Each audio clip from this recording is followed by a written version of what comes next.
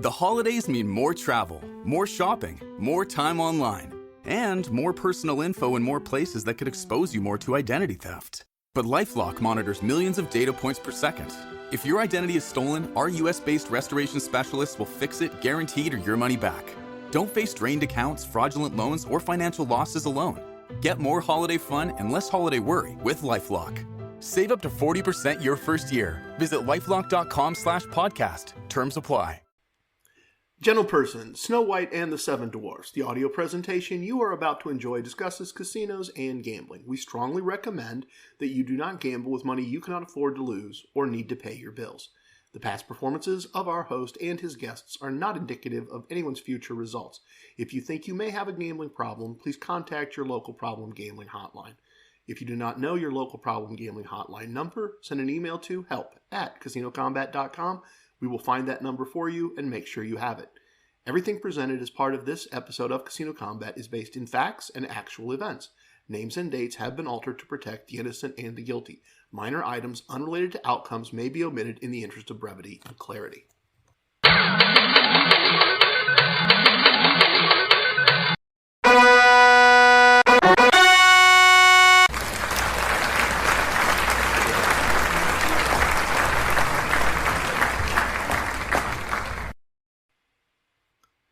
It's me, it's TRG, the Ramblin Gambler, revested and invested in the constant pursuit of excellence of execution in all aspects of casino gambling. Welcome to episode 73 of our Casino Combat podcast. This is where jaws will drop and time will stop. I am coming to you recorded live from the luxurious Casino Combat studios in parts unknown.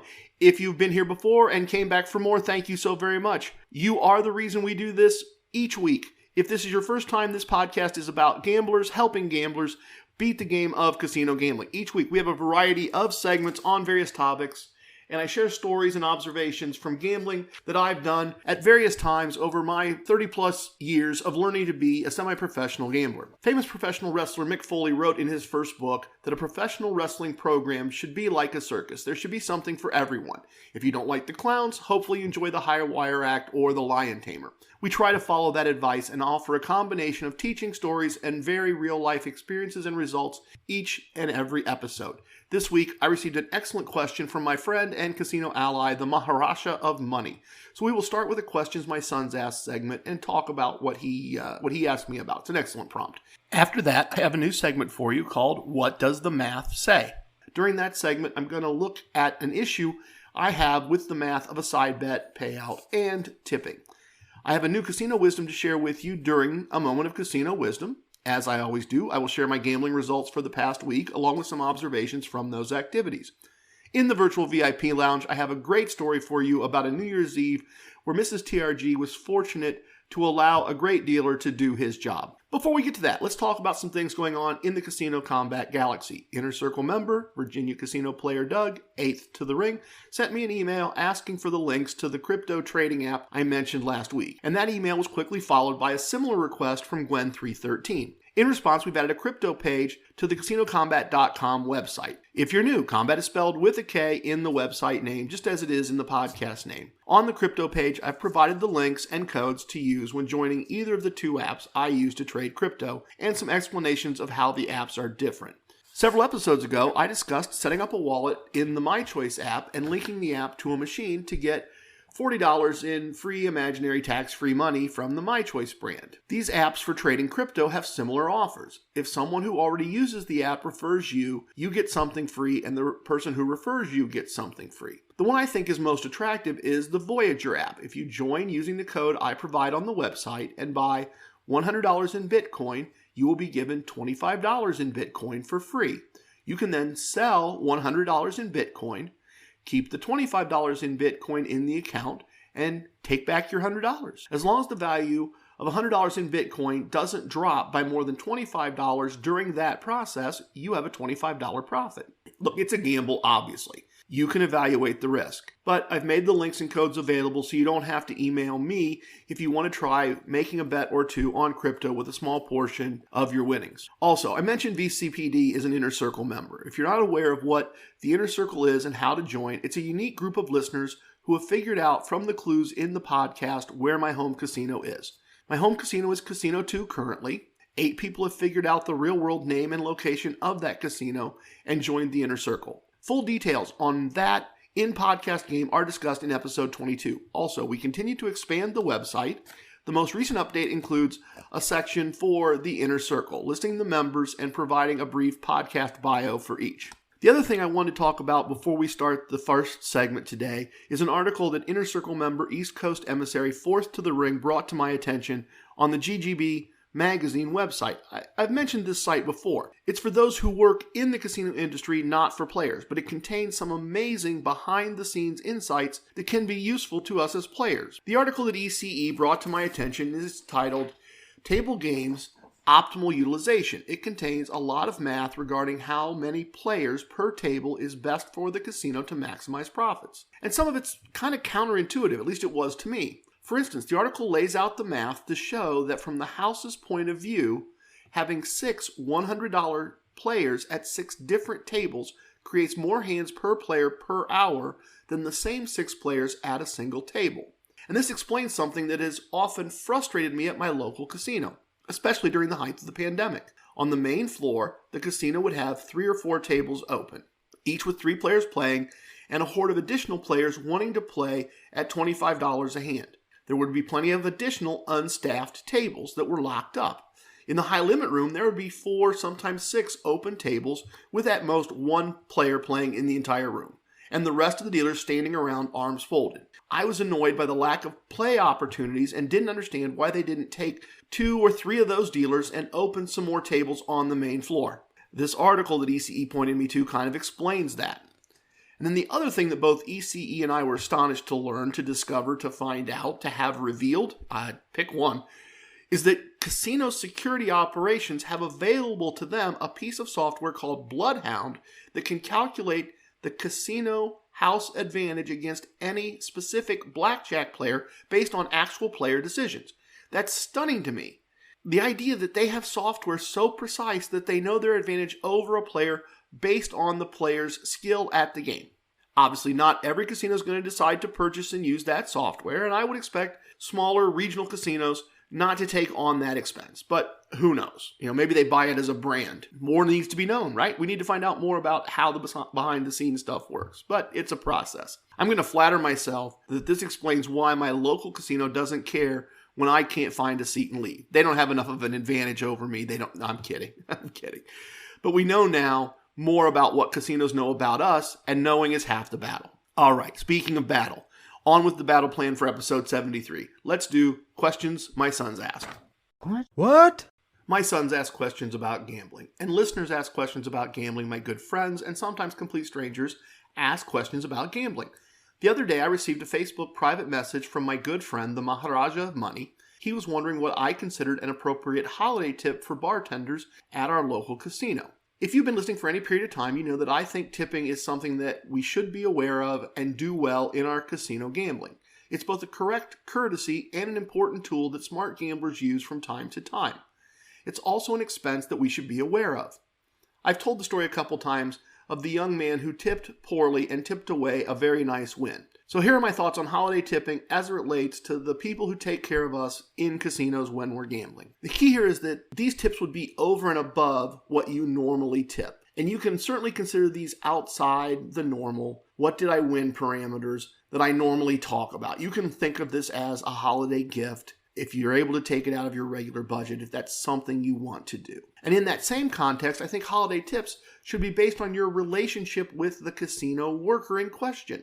A random bartender that you have no relationship with isn't someone I would be tipping extra during the holiday season, any more than I would be tipping a random waitress at a random restaurant in my town extra just because it's December 5th. So let me give you an illustration of situations where I think extra holiday tipping makes some sense. When my local casino had a VIP lounge, and sadly they do not anymore, I got to know the 3 bartenders that staffed that bar very well. I knew about their families, their backstories, their issues, their joys, their challenges. When the bar was slow, we would talk about life or sports or trips we'd taken. When the bar was busy, they made sure I didn't wait very long for a refill. If a special bottle came in or management mispriced something, I'd get a heads up. I met with some of them socially off hours and outside the casino. you can see, yes, they were casino employees. Yes, I was a casino guest, but we were also friends. We had a relationship. We had a long time relationship. During the holiday season, I'd look for situations where they were manning the bar alone and give them a tip equal to 10 times my normal holiday tip, separate from a drink being poured, and thank them and wish them a Merry Christmas. The key here is when they were manning the bar alone. The alternative would have been to tip all of them when all three were working together. You see, at this bar, the bartenders pooled tips. And this is something you need to be aware of. If 4 bartenders are working a bar and you only have a relationship with one of them, if they're pooling tips, your tip is going to get divided 4 ways at the end of the night, if that's how the bar works. The other way you can manage this, if they do pool tips, is put your tips in Christmas cards. Most casinos will treat that as a gift to the bartender, not a tip. And you don't have to, put names on them all, right? You don't have to pre-plan them. Just take X Christmas cards, put whatever you're going to tip extra in them, keep those cards with you. If you have a vest, you probably have a pocket in your vest that'll hold those all nicely, and then just give them out as you go. And that takes it out of the tip process, most places, and just makes it a straight up gift. And that's another way to do that. And there are some other ways that you can tip besides just money, or in this case, disguise money so it's not a tip. Same idea, right?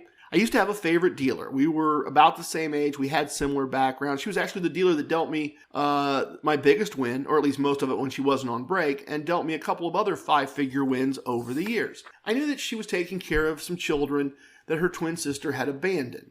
At my local casino, dealers pulled tips across the entire shift for all tables. Extra tips for her at the holidays didn't really help her much. She would receive pennies on the dollar, if that, if I just tipped her. If I just walked by and tipped her $50 and said, Merry Christmas, buy something for the kids. Well, she's not going to be able to buy something for the kids because she's going to get $1 of that or less. That said, dealers were allowed to accept gifts from players as long as the pit boss moved the gift from the table to the center podium, and then the dealer would grab it on their way on break or whatever and put it in their locker. And the deli in the casino had a big selection of those big movie theater boxes of candy. So a couple of times in early December, I would ask a pit boss for a deli comp for lunch, and I'd do that when I knew she was working in high limit, even if that wasn't where I was going to be gambling. I'd just, check and see. And I'd go and use that comp for all the boxes of candy it could buy. And then they'd box up that candy in a larger box, and in between the boxes, I'd put a couple of 20s where they weren't visible. Then I'd take the candy all boxed up to the high limit room and give it to the pit boss to hold for her on the podium. She had one thing less to worry about for Christmas, and that being candy for the kids. And she told me on several occasions that she appreciated me working around the tip splitting rules by including the money with the candy. Beverage servers at my local casino don't pool tips. But again, I would base holiday tips for waitstaff off of the level of the relationship. Gabriel's an excellent example, or an excellent illustration, I guess, of this. Yeah, illustration is the better choice. He gambles pretty much only at our local casino, only on day shift, only on weekdays. He knows the beverage servers well. They know his drink order. They make sure he gets a better than normal pour. He tips well. He gets better than average service when the casino is busy. I really don't have any of those relationships anywhere at this point. I don't gamble any one place enough to really be tight with any of the wait staff. But if you're like Gabriel, if you do have those relationships, that might be a good place to spread some extra holiday cheer. The other thing I will mention is that when the Maharaja of Money got my answer of how I handled the bartenders in the VIP lounge, he responded that he has 7 servers that he wants to give holiday tips to, so maybe 10 times his normal tip is too much money total. And that makes sense. The number of people you're going to tip for the holidays certainly is a contributing factor. I suggested to him that with that many people on his list, maybe 5 times was appropriate, and it certainly was fine and would be appreciated. Saying an extra thank you shouldn't be a budget buster for anyone, and people at the casino and a holiday tip should not have to be a significant part of your holiday budget from my point of view. This is a gesture. You don't need to buy them a car and put a bow on it. As far as the rest of the casino goes, there are many possible options. Hosts, slot attendants, valets, people that work in promotions, etc., etc., etc. If you have a strong relationship with them and they do an excellent job on a consistent basis, a little extra for the holidays is a nice gesture. And again, you can't completely base this on your gambling wins or losses, but make tips appropriate to your level of wagering. If you're a $5 Baccarat player, who normally tips the waitress $1 each visit for a bottle of water, an extra $5 as a holiday tip. Sounds about right to me. So, there is a TRG holiday take on tipping, and a big thank you to the Maharaja of Money for the excellent prompt. As I told you, we have a brand new segment today. What does the math say? Which means T-Rex had to come up with some new transition sounds. Let's find out what he came up with. 3.1415926535897. Virtually everything in a casino is based on math behind the scenes. This is certainly true of the payouts on the various games. It's also true for the various points, gifts, and comps that casinos give to players. I'm hoping to use this new What Does the Math Say segment to look at some specific aspects of math in casinos that may not always be obvious. The math I wanted to look at today is the math of a Lucky George payout, and this may be a new term for some listeners, so let me give you some background. Many dealers and pit bosses privately refer to a player who tips well as a George. Maybe because when the phrase was coined, a $1 bill with George Washington's face on it was considered a good tip. The opposite of a George is a stiff. Obviously, no math involved here, that's just some background. There are some side bets on various casino games that provide a chart near the dealer called the Lucky George payout or the Lucky George bonus. This is a tricky and deceptive payout chart. The Lucky George payout doesn't go to the player who wins the side bet. It goes to the dealer that deals the winning side bet. A blackjack Trilux table is an excellent example of a game with this rule. The player bets on his or her blackjack hand and may also make a side bet on what's called the Trilux. If the player gets his or her two cards, and the dealer's card form a straight or a flush or a straight flush or a three of a kind, 3-card poker, then the player wins between 5-1 and 15-1 on the amount wagered on the Trilux side bet, and the dealer gets paid between $1 and $5 based on what the hand was, regardless of the amount of the wager. And that money's a tip for the crew, a tip you as the player have no control over. The dealer, from their point of view, has a Lucky George playing at their table and tipping. What does the math say about the Lucky George payout to the dealer? It's pretty simple, really. Everything in a casino is based on math, and that includes how much the house wants to make on each type of wager. So the house calculates what profit they need on this bet, and they then calculate that they can afford to pay the player 3-1 or $15 on a $5 side bet, and afford to pay the dealer on the side bet $2. That means the math says the house can afford to pay out $17 if that bet is won and still make the profit they want to make as the house. So they can pay out $17, and they've decided to pay $15 of that to the player and steal $2 of that payout from the player and give it to the dealer. Let's look at that as an example. Let's look at an example of this. You're playing at a $15 blackjack table, and you will go against the advice of your never so humble podcast host and make a $5 Trilux bet along with it.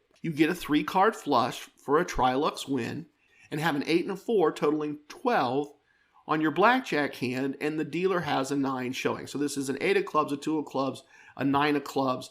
That's 3 clubs. That's a 3-card flush. Before you play your hand, the dealer pays you $15 on the Trilux bet, pushes the whole thing back, and puts 2 $1 chips that the math says the house can afford to pay out when this side bet wins, and the dealer puts this in a little rack off to the side as a dealer tip. You are plus $15 at this moment on this hand. Basic strategy indicates a 12 against a 9 is a hit. You get a 3 for a total of 15, followed by a 10, and you bust, and you lose $15. What's the net? You won $0 on the hand, and the dealer got tipped. Had the house not taken from you the $2 that the math says they can afford to pay out on that hand, had they not taken that money from you and given it to the dealers, had the house given you your rightful $2 instead, would you have looked at the outcome of this wager and decided you needed to tip the dealer? Would you have ignored Casino Wisdom number 14 and tipped the dealer your small win from the hand? I certainly hope not. I certainly hope you wouldn't do that. The math says the house can afford to have you win a small amount of money on that hand, but instead, they forced you to tip the dealer. They forced you to tip away your win. At the other end of the spectrum, the illustration admittedly isn't as perfect. If you make a $25 Trilux bet, you get paid 3-1, which is $75, and the dealer only gets a Lucky George tip of $2. In that situation, it's less meaningful. But in this case, the math works against the dealers, in my opinion. You see, I know plenty of players that don't tip on try-luck wins at all because the house forces them to tip every time they win, even small amounts of money. So if they make a random larger bet or get paid on one of the rarer payouts, a payout where they would normally tip $5 or $10, if there wasn't the Lucky George part of it, they don't tip anything. From my point of view, the house should listen to what the math says and pay the player the payout they can afford to pay on the bet. The players can decide on appropriate tips for the dealer based on the level of their wagers and their results. Honestly, if I was on a state gambling commission, a state gaming commission, or whatever they called in any particular state, I wouldn't allow games with Lucky George bets, or I would use my vote to vote against them. I shouldn't say I wouldn't allow. It would never be a one-person decision. But I would lobby hard to not allow those games in a state I was helping to administer. I mean, at least unless the payouts were structured so that the house was paying the tips out of their pocket, not out of the player's pocket. And I just thought of another great example of this, of payout structures. Sorry, T-Rex, I know I'm off script, sorry. There are some games that have either a side bet or some type of, in the Carney game, some type of crazy, hard-to-get big win, like a Royal Straight Flush, that pays out hundreds or thousands to one.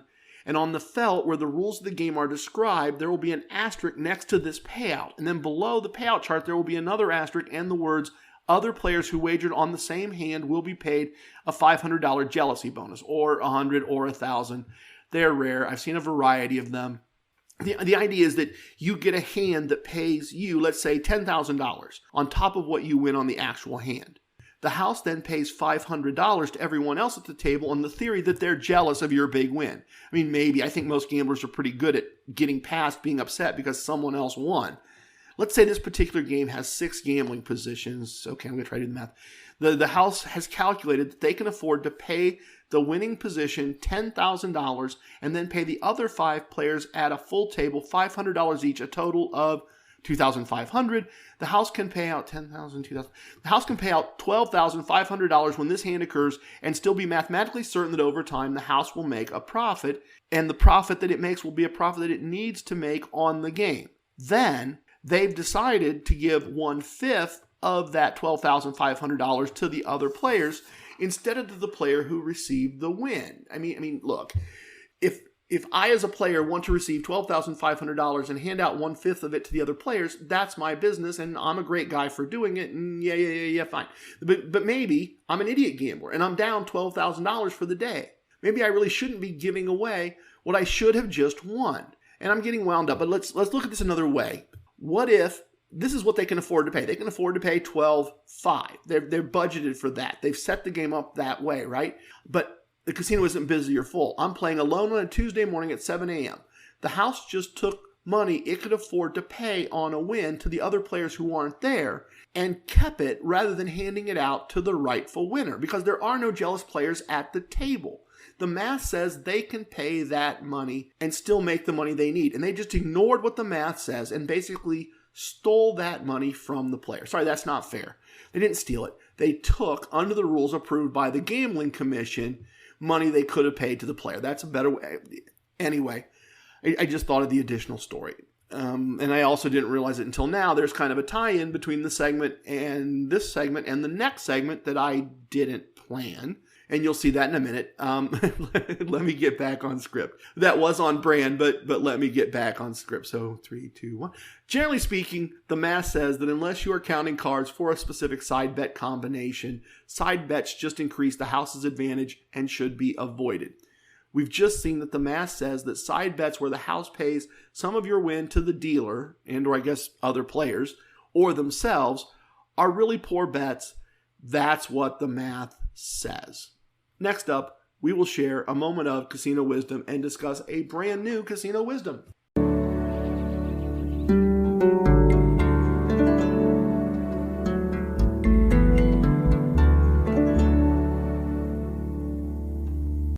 Today in our moment of casino wisdom, I wanted to talk about a player option that many players don't know about or take advantage of. As I said at the start of the episode, I have a new casino wisdom for you, and that's casino wisdom number 9. And that is stated this way: the casino is not the final word. There is a higher power. Use it wisely. That's the wisdom. The casino is not the final word. There is a higher power. Use it wisely. And by the way, before we get into it, the Fred 4.6 section of the website has been updated to include this new wisdom in the Book of Casino Wisdoms that you can download from that part of the website. Casino wisdoms are a combination of information about casinos or how casinos operate combined with an action to be taken on that knowledge or information. Let's start with the knowledge or information for this one. It's right there in the wisdom. The casino is not the final word. That's the information you need. And casinos on tribal lands may be an exception to this, I admit. But generally speaking, in the United States at least, and this is true because tribal casinos are not technically in the United States. They're their own sovereign nations scattered out over North America. But in the United States at least, casinos are regulated by some type of gambling commission, state gaming board, gaming authority. They give them different titles. It all comes down to the same thing. They're the people in charge of the casinos. The casinos ultimately are not the final word. There is a higher power. It's one of these governing bodies. That body is the final word when there is a disagreement between the casino and the player. In my experience, all of these boards, commissions, or governing bodies have a problem resolution process, a form you fill out and submit that notifies them that something occurred you would like looked into. As the wisdom teaches us, use this process widely and when it matters in a meaningful way. Although that's subjective, as we will see, I'm going to give you some examples. Example 1. In my state, the Gaming Commission has a website, and on that website you can download the procedures and allowable rules for every casino game. And at the time when 90% plus of my gambling was done in my home state, I downloaded and reviewed the rules and procedures, especially for blackjack. And on a couple of occasions when procedural mistakes were made that impacted large bets in the high limit room, especially when the dealers were all new and the players knew the game better than the dealers, I was able to appeal to the higher power right at the table by pointing out the mistake to the pit boss and getting payouts changed to what they should be if the procedure was followed. I tried to be very polite about it, and I didn't do it for tiny little $15 hands that were not my own, but when we get to hundreds of dollars a hand, I was willing to ask for the state's procedures to be followed. Example 2. Years later, my local casino exited their relationship with the Caesars brand, and when that happened, quality in all areas decreased, in my opinion. And since the casino has a regional monopoly on table games, a certain arrogance set in, an unearned arrogance in my never so humble opinion. It was during this time that I received a notice from their app that I had received a bonus $5 in free slot play that must be claimed on that specific day. And I was working at a client a few blocks away, so while I had not planned to visit the casino that day, I decided that for $50, I'd follow casino wisdom number 22 and stop and play my free play on the way home. When I went to the kiosk, no option was available to claim my free play. I went to the rewards club, I showed them the notification in the app and asked how to claim the free play. The attendant at the desk told me that the notification was an error, the app was new and someone made a mistake. And I said, okay, but I only came here today because of this notification. That's kind of blatant bait and switch. Don't you think you should honor the offer since it is the house's mistake? I was told no, and I left without gambling, and back in my office I went to the website, the Gaming Commission's website, and completed a form explaining what had happened and included an image of the notification. And about 10 days later, I received a phone call from the Vice President of Gaming or something, I don't remember exactly, but some such fancy vice presidential title, and he apologized. He said the offer should have been honored, and the next time I was at the casino, if I would please stop by the rewards desk, they would add $100 in free slot play to my account. He gave me his contact information, email, phone number, and told me to get in touch with him if there was any problem getting the free slot play added. The higher power had resolved the issue in my favor. The casino was not the final authority. So example 3. At the end of the summer this year, the Caesars Entertainment property, the one we really did just dearly love, 5.5 hours south and west of our home, kicked me out of the casino one evening and accused me of violating a 24-hour ban they had placed on me earlier in the evening for allegedly threatening a guest and a pit boss. They then called a week or so later to tell me I had $100 waiting for me at the cage from a mistake they had made during a visit at the start of the summer, and they wanted to know if I wanted to come down and get the $100 and yada, yada, yada, yada, right? When I asked them to mail me a check and an apology for the ban, they refused to mail the money, and they said they would look into the ban and call me back, and then they did nothing. and I gave them a reasonable amount of time to call me back, and when they didn't, I completed the complaint form for that state's gambling advisory board, and a few days ago, it took several weeks, but a few days ago, I received an apology, my check for $100, and a statement that after a review of the events, their team had made a mistake and confused me with someone else on a very busy night in the casino, which is what I had assumed. I had tried in person and over the phone on 2 different occasions to resolve this directly with the casino. My request fell on deaf ears each time. They were not willing to do anything. I involved the higher power, and the matter was resolved in my favor. I couldn't get them to check the tapes and check the results and do what needed to be done. And I asked nicely a couple of times, as I said. And that, to me, is an appropriate time. I wasn't really concerned about the $100, to be completely honest. I wasn't going to drive 5.5 hours for $100 that somebody made a mistake on that I didn't notice. That's as much my fault as theirs. But I was concerned about the Caesars brand having on record that I had been banned. I didn't want that on my reputation because of the larger relationship. I felt that was the reason to get the higher power involved. But as I was saying, you need to be wise in using this wisdom. And that shouldn't be a contradiction in terms. You should not be running to the gambling commission because you got a short pour at the bar and no one would fix that, or because the valet was full and you had to park and walk. I would suggest limiting your request to the gambling commission to higher dollar amount issues, incorrect accusations that would impact your reputation or ability to gamble, or situations where you feel the house is unfairly breaking the established rules. Honestly, my complaint over the $50 in free slot play is maybe a little minor and petty. It maybe is, but that said, I strongly felt that the local casino was operating from a position of arrogance. Any other casino I've been involved with would have simply made the matter right when I asked, since they admitted it was their mistake. In fact, that reminds me actually of an excellent story that I'll tell you next week in the virtual VIP lounge about a casino that handled something similar very, very appropriately, and no higher power needed to be involved because they know how to run a casino properly. Okay, little off on the side there again. The travel segment is next. I'll do some rambling about the rambling I did to do some gambling.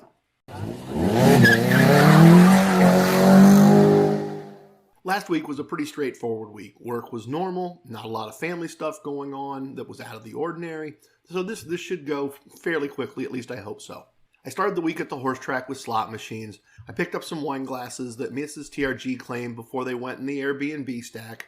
I played my free slot play, I took my cash, and I left. Probably 25 minutes off the ramp to back on the ramp on the highway. Not too bad. And I was coming back from a customer, so that makes sense. And from there, I was on to my local casino for a cast iron skillet, a parking bet, a parking comp, and 3 free max bet spins on a slot machine of their choice, not mine. I won about $9 on the free spin, so enough to pay for a drink at the bar.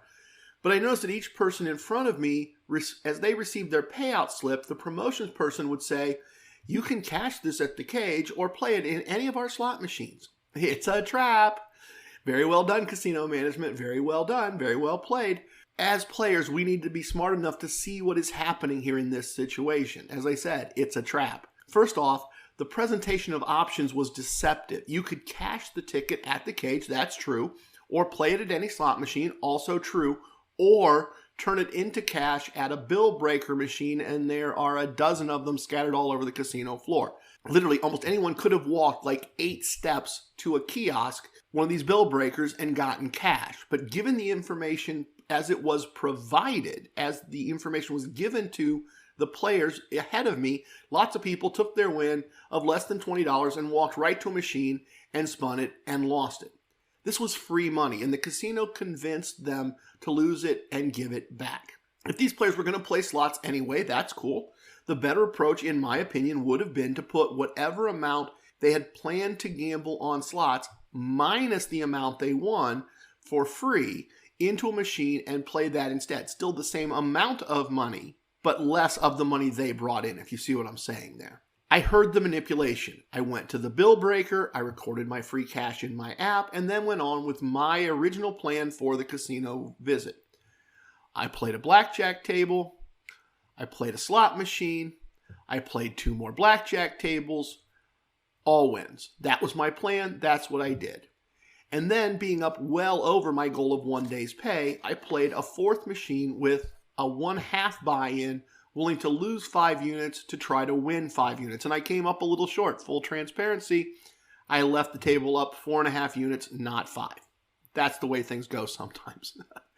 Later in the week, I finished up with a client and headed to my home casino, Casino 2, a My Brand casino, or a My Choice branded casino, I should have said it that way.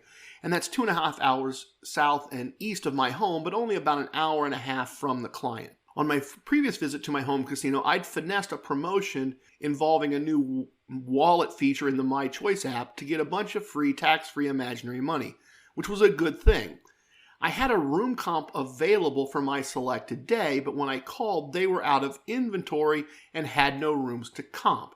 However, they don't have control of the whole hotel, just a percentage of it. So I called the hotel directly, and I was able to pay for a room with free, tax-free imaginary money. Still a room comp, just a slightly different kind of room comp, and I still have hundreds of dollars of that free money. So it's not like it impacted my ability to use that. So on the first evening of my visit, I had a match bet, I had the room comps as I said, I had an imaginary tax-free money multiplier. Those things are just like gold. I played a losing table before a comped dinner, and then after dinner, a winning slot machine, and 2 winning tables before taking a small loss and calling it a night. The next day, on my way out, I received another imaginary money multiplier and another match bet. I also had a couple of interesting things happen during this visit, and I'll share those in a minute, but let's finish the results of the week first and then do some observations on this visit. I finished my casino adventure for the day with a trip to my local casino on the way home. I picked up a parking comp, a free bet, and this is kind of the reason I went, a turkey certificate that I donated to a local food bank. I had a very nice table win. It was a great week, one of the better ones in a while. I finished with a total win for the week of almost 5 days' pay. And think back, if you listen to the previous episode, I had winning days Saturday and Sunday in that episode, then started this episode's week with a winning day, then had another winning day followed by another winning day. I'm not quite to a binge level yet that we talked about in a previous episode, but it's been nice. A lot of nice wins, larger than normal wins in some cases. I've been putting money into the various safes, paying some bills, making some small crypto bets. It's been fun to string together wins like this. It's always fun when you string together wins like this, and you need to enjoy them when they happen because they happen a few times a year. And this is also why you have to know how to handle wins, which we talked about previously as well. That's why I'm making sure, one more than a day and a half's pay, better put some in the safe, better go pay this bill. Oh, it happens, another nice win the next day. Okay, better put some money here, better park some of this. You'll need it again in the future. A couple of observations from the gambling at my home casino. First, this casino is doing the thing where the bill-breaking machines pay out the paper money portion of your winnings and then prints a slip for the change. No one wants to wait in line at the cage for their change, so the slips get left behind or dropped on the floor or stacked on the top of the machine or whatever. I know I'm going to the cage anyway at some point, so I collected those slips anytime I found them when they didn't have an obvious owner. I collected $1.64 of other people's change. And if your reaction is TRG, you just told me you won 5 days pay for the week. What are you doing worrying about $1.60 of other people's change? May I gently suggest that if that is your response, you are missing the point. Think about this. Think about it this way. See if this makes sense to you. The house's advantage at a blackjack table versus a player who uses correct basic strategy is about 30 or 40 cents per $100 wagered.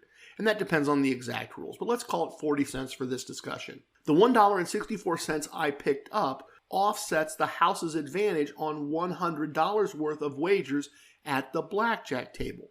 The house is trying to beat me, us, out of pennies on the dollar when we play blackjack. Every 40 cents of someone else's abandoned money that I pick up offsets the house's advantage against me on $100 of wagers at the blackjack table. The other events I wanted to share involved casino wisdom number 88, and that is, when mistakes happen, let the dealers and the floor do their job. I had 2 events that happened that fit in this category. The first was that at my first blackjack table just before dinner. Great dealer, fun guy, busy table. So at one point he has an ace showing. Then he turns over an ace. He announces to the table that he has 12. He does, but he also has 2, and he also has 22. He's told us it's 12. He turns over a 3 and announces he has 15, which once again, he also has 5. His next card is a 7. He says 22, deal or bust, and he pays the entire table. I didn't point out to him that he also had 12. I just accepted the chips he put down and let him do his job. It's not my job to correct him. The next morning, a similar thing happened. My first hand was a blackjack. It was actually the only hand I won at the table.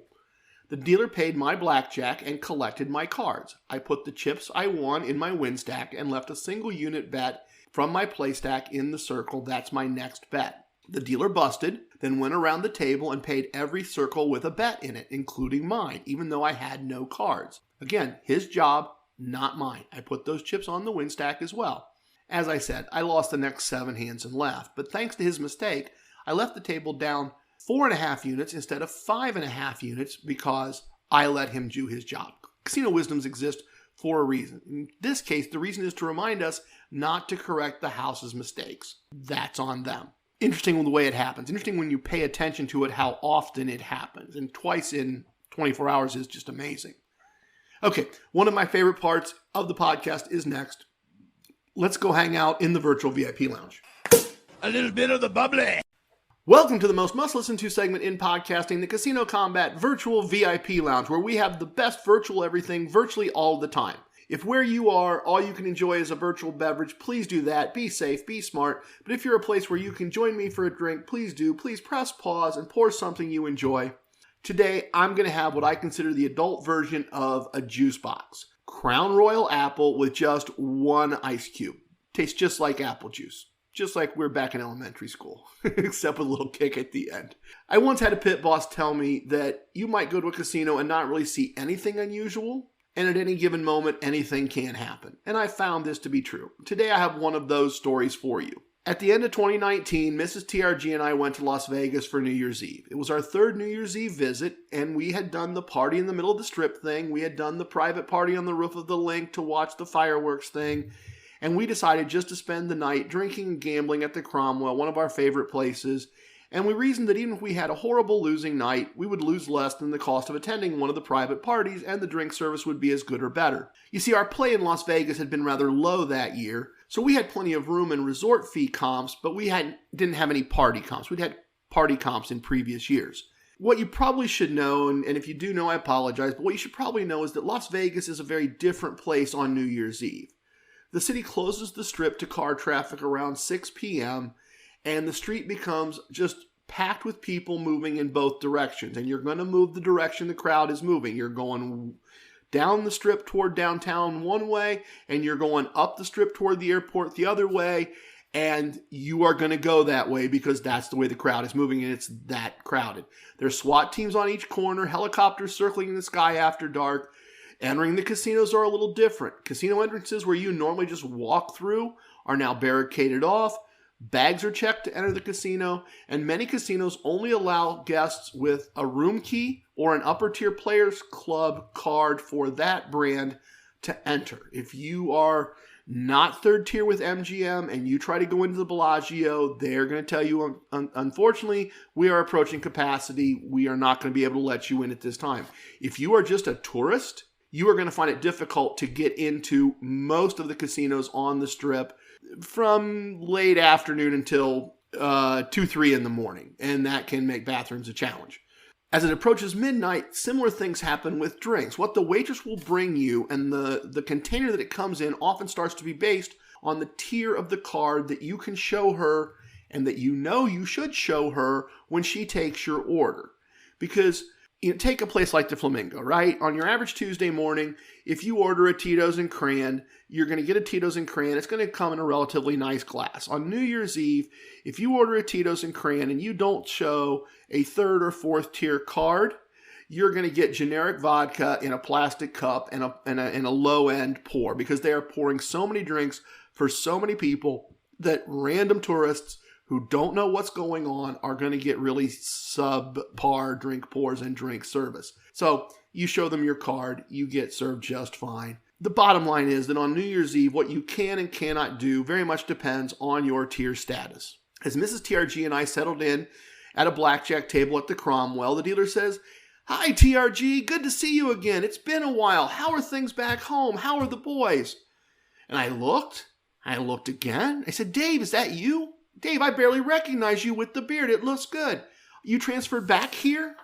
You see, Dave had transferred from Las Vegas into my local casino as part of the Caesars brand when it opened, and he was there to hire or to help train new staff. And when the casino left the Caesars brand, he stayed with Caesars and went back to Las Vegas to keep his benefits and his retirement and all those types of things the same. Dave was an excellent dealer. At my local casino, he was often a dealer in high limit. He had dealt to me on a variety of occasions. So the table fills up quickly, 2 other customers and Mrs. TRG and myself, so it's a nice group, right? It's not random, it's not breaking up, it's relatively smart players, no one smoking. We're having a very fun evening. But our options for changing tables after 10 p.m. was very limited, and Mrs. TRG was not winning. And New Year's Eve or no New Year's Eve, she doesn't like to rebuy and stick around a losing table. And so I'm seeing our options aren't very good. I'm a little worried. And at this point, she makes a larger than normal wager. She makes like a 2-unit wager. And that, normally about a 1.5 unit wager, despite my coaching, that's as big as she's going. She makes like a 2-unit wager. She's clearly all in, not looking good. And she gets a total of 10 against a dealer's 2. And she doubles. And as she's doubling, she gives me her, "I'm doing this because you tell me I should, but I'm not happy about it" look. So now I'm on notice, and she gets a 9 for a total of 19, and now she's fairly happy. I don't recall the exact sequence of cards. I don't. But the dealer puts together some combination of aces and 2s and 3s and builds a 6-card 20. And as he's paying and collecting the bets, he pays Mrs. TRG and pays her double. And she leans over and she whispers to me, "What does he have?" And so I whisper back, "He has 20. And then he leaned forward and he whispered, "It's fine. No one will care. Happy New Year. Enjoy the game." Please tip your waitresses, tip your bartenders, tip your dealers. If you have a host, tip your host, but don't tip away your wins.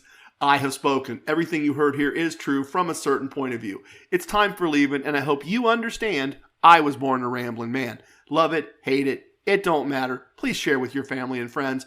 Goodbye, everyone. Thanks for listening. I appreciate it.